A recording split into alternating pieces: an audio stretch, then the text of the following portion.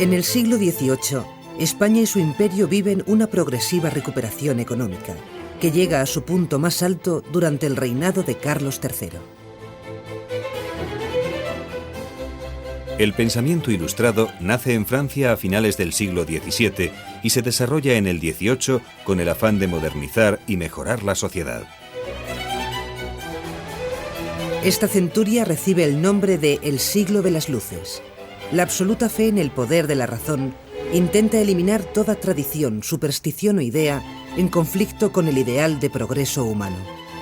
La metáfora de las luces es una metáfora acuñada por los propios ilustrados, es decir, que se utilizó en la época y que trataba de subrayar la idea de ruptura, de superación, de rechazo del pasado. Los ilustrados se consideraban a sí mismos heraldos de la luz, de la razón, del conocimiento frente a las tinieblas de la ignorancia.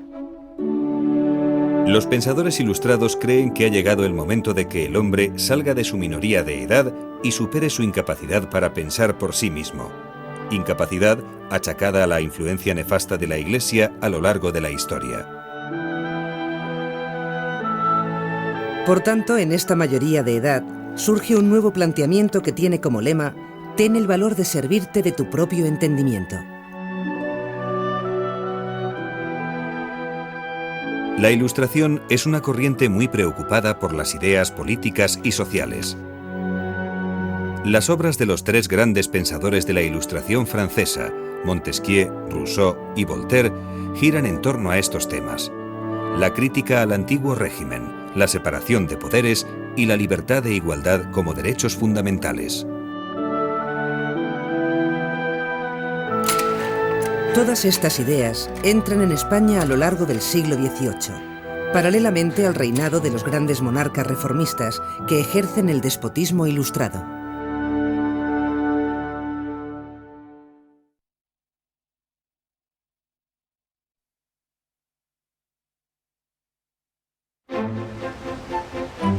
España conoce durante el segundo reinado de Felipe V y los reinados de Fernando VI y Carlos III el proceso de modernización conocido como reformismo borbónico, basado en la creación de un Estado fuerte y preocupado por solventar el grave déficit hacendístico.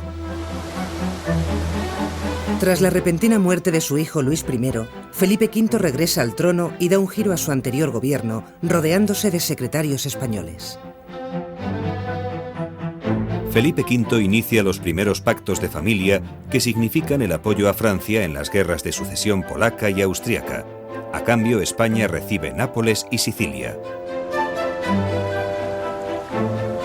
Tras esta política exterior se encuentra la segunda esposa del soberano, Isabel de Farnesio, que busca colocar a sus hijos en los reinos italianos.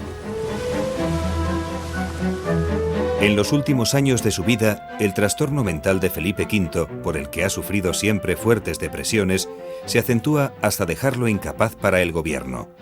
El rey duerme por el día y trabaja por la noche, por lo que todos sus ministros han de acomodarse a su extravagante horario. Fernando VI, tercer hijo de Felipe V, no es un hombre de talento. Sin embargo, su reinado queda como una etapa positiva, en la que la neutralidad y la paz permiten la reconstrucción interna del país. La creación de una gran armada que proteja los intereses del comercio ultramarino es la prioridad política. Al mismo tiempo, Fernando VI fomenta la entrada de las nuevas ideas ilustradas, tan de moda en Europa y necesarias para una España que está fuera de la vanguardia cultural.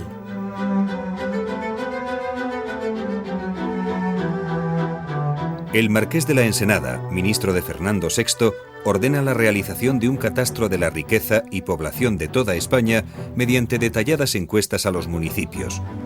El objetivo es establecer una única contribución para poder eliminar los numerosos impuestos que recaen sobre la población. Ensenada plantea una revolución fiscal, es decir, sin duda lo podemos calificar, el intento de plasmación de un sistema fiscal absolutamente de vanguardia en toda Europa. No hay ningún intento similar en ninguna parte. Es un proyecto novedoso, innovador, que estaba en muchas cabezas, desde luego, pero Ensenada será el primero que pueda intentar llevarlo a la práctica, aunque como sabemos el proyecto luego posteriormente fracasará encallando en el callejón de los proyectos fallidos. El catastro sigue siendo hoy una fuente valiosa para el estudio de la España de la época. Tras la muerte de la reina Bárbara de Braganza, con quien Fernando VI mantenía una intensa dependencia, el soberano, con problemas psicológicos como su padre Felipe V, se recluye el último año de su vida en Villaviciosa de Odón. Carlos III, rey de Nápoles y de Sicilia y hermanastro de Fernando VI, pasa a ser el nuevo rey de España. Realiza una serie de reformas sociales, políticas y religiosas que refuerzan el poder de la monarquía y atentan contra los intereses de la aristocracia y de la Iglesia. A Carlos III se le conoce por las mejoras que realiza en la ciudad como el mejor alcalde de Madrid. Renueva el sistema de alcantarillado, la pavimentación de calles y el sistema de alumbrado, además de fundar el Banco de San Carlos, antecedente directo del actual Banco de España. También es el creador del primer sistema de lotería del país, iniciativa que tiene un gran éxito. Por primera vez, personas de muy escasos recursos pueden convertirse en hombres ricos de la noche a la mañana. Después de 3 años de malas cosechas y tras la liberalización del comercio de los cereales ordenada por los ministros del rey, el hambre aparece en las principales ciudades provocando una gran agitación social. El marqués de Esquilache, principal inspirador de las reformas, intenta aplicar una antigua orden para evitar la delincuencia de los embozados. Esta ley prohíbe la utilización de capas y sombreros grandes, lo que provoca la indignación y el pretexto para una revuelta popular alentada por la nobleza y los sectores más reaccionarios de la corte. El rey se ve obligado a destituir a Esquilache y a huir de Madrid. Una vez calmados los ánimos y tras el regreso del monarca, los jesuitas son acusados de haber promovido el motín y Carlos III decide la expulsión de la orden. Se confiscan las propiedades de la compañía y las universidades quedan bajo el control real. Los jesuitas eran confesores de los monarcas, lo cual les proporcionaba una considerable influencia sobre las decisiones políticas. Eran también educadores de la nobleza a través de numerosos establecimientos educativos y muy especialmente de los colegios mayores que en la España de los siglos XVI, XVII y XVIII ejercían un auténtico monopolio sobre los cargos administrativos. Los jesuitas eran también confesores y predicadores con una gran influencia sobre las conciencias colectivas. Por todas estas razones tuvieron poderosos enemigos en la España del siglo XVIII, entre los sectores reformistas del gobierno y también entre algunos sectores de la Iglesia, por ejemplo, los obispos reformistas y algunas órdenes rivales como los dominicos. También, y eso es muy importante, la defensa que los jesuitas hacían de la doctrina del tiranicidio, es decir, de la legitimidad de la de la revuelta contra el poder real, si éste se utilizaba de forma despótica, y la estricta obediencia que ligaba a la Compañía de Jesús con el papado, chocaban con la política regalista de la monarquía. Carlos III es el rey más característico del llamado despotismo ilustrado, una manera de gobernar que se resume en el lema «Todo para el pueblo, pero sin el pueblo». Muere un año antes de que estalle la Revolución Francesa.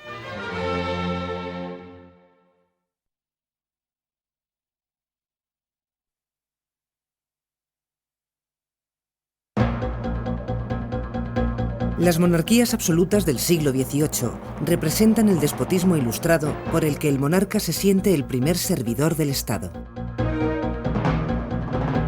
Los soberanos toman de la Ilustración lo que les interesa. Plantean reformas judiciales y agrícolas y fomentan la educación, la urbanización de las ciudades y la mejora de los caminos. Sin embargo, rechazan el núcleo de este pensamiento, la libertad política. El despotismo ilustrado es la versión dieciochesca del absolutismo, un programa inspirado en los principios de la Ilustración y una práctica política que trató de fomentar las reformas desde arriba, desde la monarquía entendida como vértice del poder. La monarquía trató de promover en cierta medida la modernización de la cultura, la vitalidad económica del país y la racionalización y uniformización de la administración, todo ello sin perder de vista un objetivo también primordial, acrecentar el prestigio y el poder de la dinastía. En España cabe hablar de una Ilustración cristiana que salvaguarda los privilegios de la nobleza y el clero, los dos grandes grupos latifundistas a los que se dirige el informe de Jovellanos. Gaspar Melchor de Jovellanos es el ilustrado español más eminente. Su informe sobre la ley agraria contiene uno de los diagnósticos más acertados que jamás se haya escrito sobre los males de España, denunciando el desigual reparto de la propiedad rústica y la situación miserable del campesinado. Las sociedades económicas de amigos del país, patrocinadas por el reformismo monárquico y surgidas para promover la industria, el comercio, la agricultura, las artes y las ciencias, tienen un gran éxito. Enseguida se fundan corporaciones similares por toda España y América.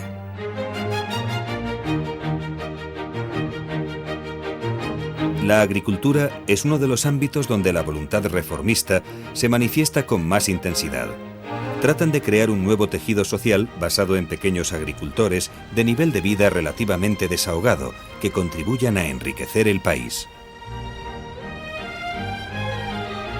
Una de sus vertientes es la política de repoblación, con la colonización y creación de nuevas poblaciones en Sierra Morena, con centro administrativo en La Carolina, una ciudad de nueva planta cuidadosamente diseñada según los presupuestos ilustrados, como se había hecho en Nuevo Baztán, en Madrid.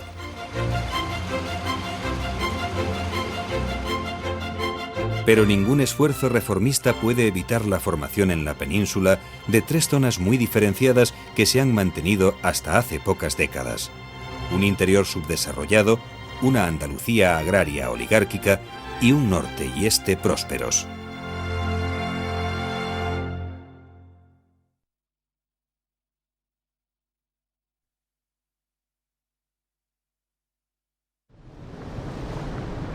La monarquía borbónica concentra múltiples esfuerzos en proteger y desarrollar los recursos económicos de América.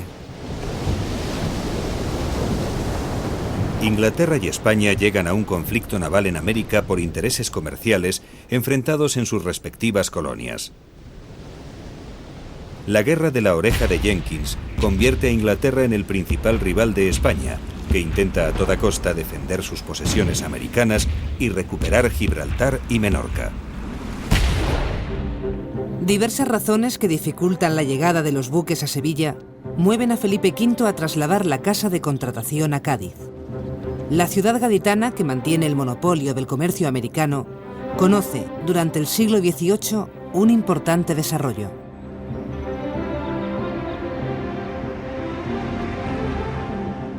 Años después, el rey trata de imitar las compañías de comercio con base en los puertos del norte de Europa. Para ello crea la Real Compañía Guipuzcoana de Caracas, que goza del monopolio para comerciar cacao con Venezuela, con lo que se consolida la creciente moda del consumo de chocolate. La patata y el maíz son los productos americanos que van ganando sitio en la dieta y la agricultura de la España atlántica. Carlos III da un giro a la política comercial con América y abre 8 puertos más en España al intercambio con las colonias americanas. De este modo, la metrópoli y su imperio americano experimentan un poderoso empuje comercial. En contra de la idea del monopolio, se propone la idea de la libre competencia de puertos como acicate a una mayor actividad. Es decir, si hay más competencia, la actividad será mayor. Eso es lo que se planteó, y evidentemente fue así, sin duda. Pero junto con ello, también la activación de sectores económicos peninsulares a partir de la necesidad de abastecer a los mercados americanos. El caso más evidente es el textil catalán. De América procede una de las razones que propician la expulsión de los jesuitas, la acusación de proyectar un imperio en Paraguay al margen del poder real. El Paraguay puede proporcionarnos otro ejemplo. Han querido imputárselo como un crimen a la compañía, que considera el placer de gobernar como el único placer de la vida, pero siempre será hermoso gobernar a los hombres haciéndolos más felices. A dicha compañía le cabe la gloria de haber sido la primera en mostrar en aquellas regiones la idea de religión unida a la de humanidad. Los jesuitas representan un peligro para el poder centralizado de los reyes borbones. El control que ejercen en América se organiza en reducciones o misiones. Habitadas por los indígenas y protegidos por los jesuitas de la rapacidad de los terratenientes portugueses y españoles, constituyen el llamado Estado jesuítico. Los investigadores botánicos españoles realizan la mayor aportación a la ciencia al describir buena parte de la flora y fauna americana, con actuaciones como la expedición botánica emprendida por Celestino Mutis y Francisco José de Caldas. En consonancia con el espíritu ilustrado de estos años, se organizan expediciones científicas a América. Jorge Juan, Antonio de Ulloa y Alejandro Malaspina son los grandes expedicionarios del momento. Sus pensamientos y reflexiones suponen la incorporación de España a la ciencia moderna y una interesante propuesta sobre la forma de mejorar el gobierno y aprovechar el imperio. La importancia de la vertiente colonial y de las relaciones con los territorios ultramarinos se pone sobre todo sobre el tapete como el gran objetivo de la política y de los recursos españoles con el reinado de Carlos III. Ese es va a ser el gran eje y todo queda supeditado a eso, ¿no? Yo creo que sería una forma muy correcta de vertebrar toda la segunda mitad del siglo XVIII, hablar de las relaciones con América. Para ello se proponen reformas a través de medidas políticas, educativas y científicas. La búsqueda de recursos minerales y vegetales anuncia el desarrollo de la industria, la medicina y la alimentación.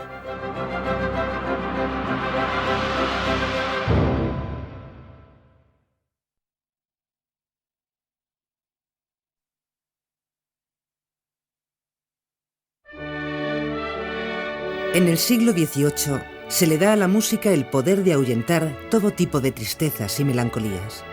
Por este motivo, llega a la corte de Felipe V Farinelli, un castrato italiano dispuesto a hacer desaparecer con su bel canto los males de este soberano.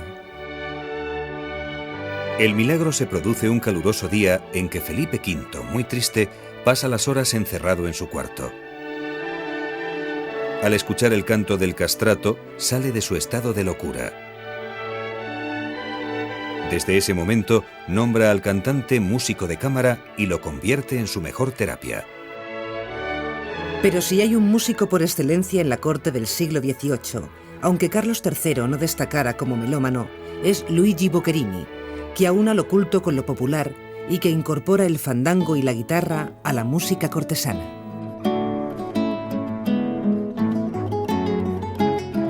La fabricación artesanal de la guitarra española sigue siendo hoy prácticamente igual que hace 300 años.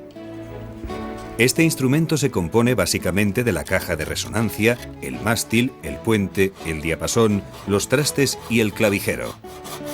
La tapa armónica de la caja de resonancia ha de ser de una madera con alta resistencia y baja densidad.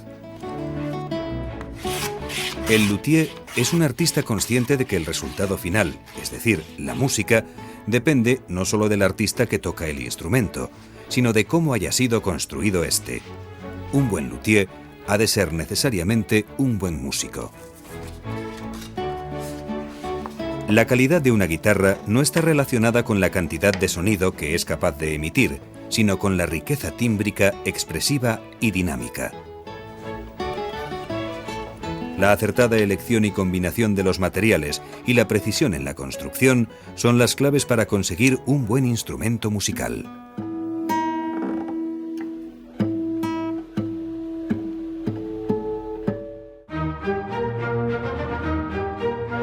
Arquitectónicamente, en el siglo XVIII conviven diferentes estilos artísticos. El churrigueresco es un barroco tardío que se da en España y sus colonias americanas, especialmente en México, en el segundo tercio del siglo XVIII. Este estilo introduce una manera de decorar que llega al extremo de recargar las fachadas con guirnaldas, jarrones, florones y angelotes. Churriguerescas son la fachada del Museo Municipal de Madrid, la Plaza Mayor de Salamanca y la gran fachada del Obradoiro de la Catedral de Santiago. El rococó surge en Francia a mediados del siglo XVIII y llega a España de la mano de artistas franceses que Felipe V trae a su corte. Es un arte esencialmente decorativo relacionado con la vida cortesana y ambientes de ostentación. Pero en estos años centrales del siglo XVIII es el neoclasicismo el movimiento artístico más predominante. Es un arte que sirve a los intereses reales de promover las ideas ilustradas, es decir, racionalismo y equilibrio frente a la fantasía y éxtasis del barroco. Clasicistas son la mayor parte de los edificios reales y utilitarios del momento, como la Fábrica Real de Tabaco en Sevilla. Los palacios reales son las mayores empresas constructivas y decorativas de estos años. El Palacio de la Granja, levantado para Felipe V, y el Palacio Real de Madrid, ambos diseñados por el mismo arquitecto, Felipe Yubara, se construyen en un breve espacio de tiempo. El Palacio Real de Madrid se levanta sobre las cenizas del desaparecido Alcázar. En él hay una estructura versallesca que su continuador Sacchetti italianiza. Lo que sí es curioso es el empeño que tiene Felipe V en construir sobre el mismo solar en que estaba el Alcázar. Y yo creo que no tanto como se ha dicho a veces, que es por borrar el recuerdo de los Austrias y imponerse él encima, sino por un propio deseo de continuidad. Porque tampoco es que Felipe V hiciera borrón y cuenta nueva con los Austrias, sería una locura desde un tipo de vista político, sino que él de alguna manera es el continuador, es el heredero y se siente como tal. La influencia italiana que Carlos III trae desde Nápoles se manifiesta en el embellecimiento que ordena el monarca de la ciudad de Madrid. Levanta la Puerta de Alcalá, las fuentes de Cibeles y Neptuno y convierte el Retiro en un parque público. Muy cerca de estas actuaciones se ubica la Colina de las Ciencias, uno de los grandes proyectos del rey que intenta crear un centro del saber alrededor de lo que hoy es el Paseo del Prado. Allí se sitúan un observatorio astronómico, el Jardín Botánico, la Academia de las Ciencias, hoy Museo del Prado, y la Real Fábrica de Porcelanas del Buen Retiro. Todas ellas imbuidas del amor por Roma y Grecia propios del neoclasicismo. Hasta Carlos III, la arquitectura con mayúsculas se dedicaba pues, al palacio, a lo sagrado, al Palacio del Rey o a la construcción de iglesias. Ahora no, ahora esa arquitectura sagrada ya no es la del palacio, ya no es la de la iglesia, sino que es la de la ciencia. Un jardín botánico, un museo de ciencias naturales, un observatorio astronómico, después inmediatamente una fábrica, la platería de Martínez, que se levanta al frente del Museo del Prado, al otro lado del paseo, en el que es la ciencia y es la industria lo que se convierte en los elementos verdaderamente dignos, representativos y capaces de dignificar una ciudad.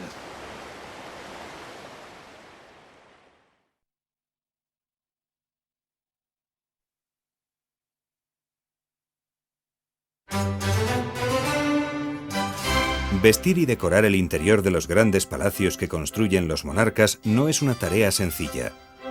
El ambiente rococó que respira la corte borbónica exige un gran refinamiento. Las innumerables salas de los palacios están repletas de muebles, tapices, cortinajes, bronces, vidrios y porcelanas. Por todo ello, y copiando el modelo francés, los reyes promueven la creación de fábricas reales para producir todo tipo de manufacturas con las que abastecer las necesidades de boato y lujo tanto dentro como fuera del país.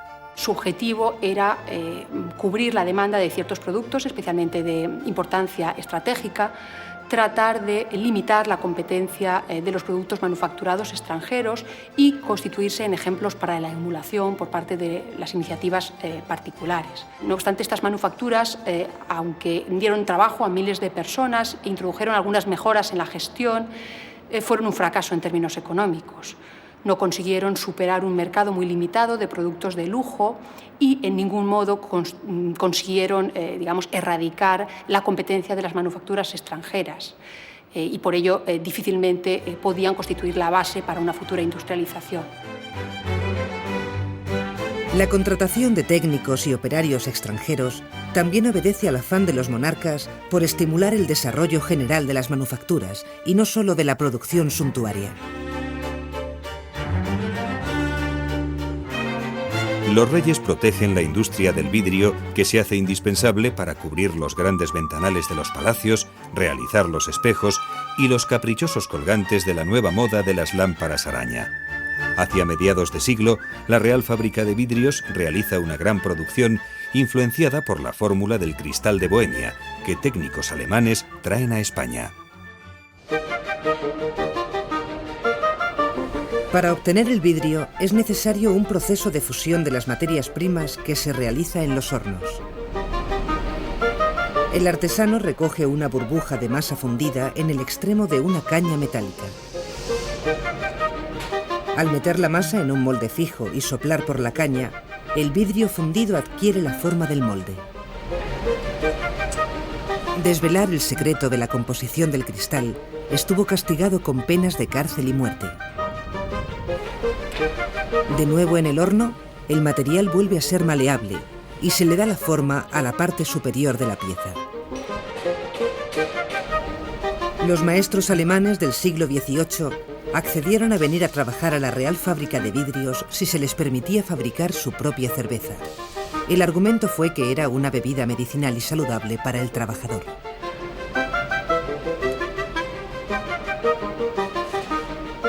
Una vez finalizado el proceso, es necesario recocer el vidrio, es decir, enfriarlo muy lentamente en un horno llamado arca de recocido. Para la decoración de la pieza se utilizan tornos con materiales abrasivos. Es la talla y el grabado. El dorado al fuego consiste en pintar la pieza con oro coloidal, que luego hay que cocer en un horno a 550 grados centígrados.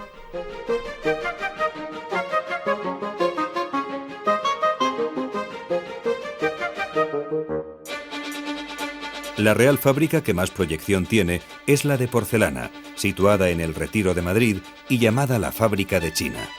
Sus principales clientes son las casas reales europeas e importantes casas nobiliarias. Pero su existencia es breve, ya que es destruida por tropas francesas durante la Guerra de Independencia. Tradicionalmente existía en España una fuerte demanda de tapices que se importaban de Flandes.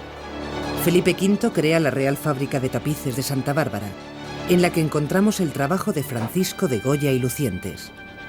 Durante 18 años elabora cartones, es decir, bocetos, que posteriormente se transforman en tapices, como el quitasol, la vendimia o la boda.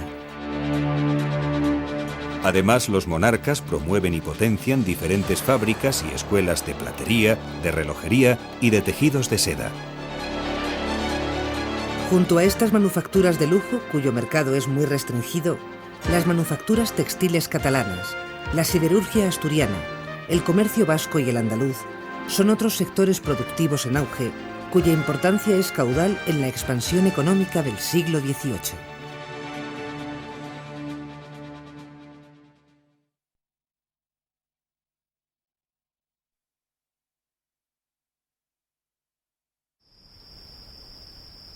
Todos estos esfuerzos reformadores se truncan con la muerte de Carlos III, la invasión de las tropas napoleónicas y la Guerra de Independencia.